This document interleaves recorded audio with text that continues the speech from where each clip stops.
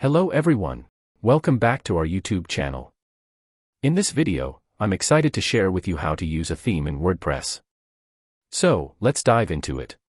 On WordPress dashboard, go to the Appearance section in the left side navigation bar and click on it. In the Appearance section, choose the Themes option. Next, on the Themes page, tap on Add a New Theme button. Here you can see different themes. You can see different sections in the top bar. With the help of these sections, you can filter different themes like popular themes, latest themes, and block themes. Next, choose a theme you like and click the Install button. After the installation is complete, tap on the Activate button. And then click on the Customize button.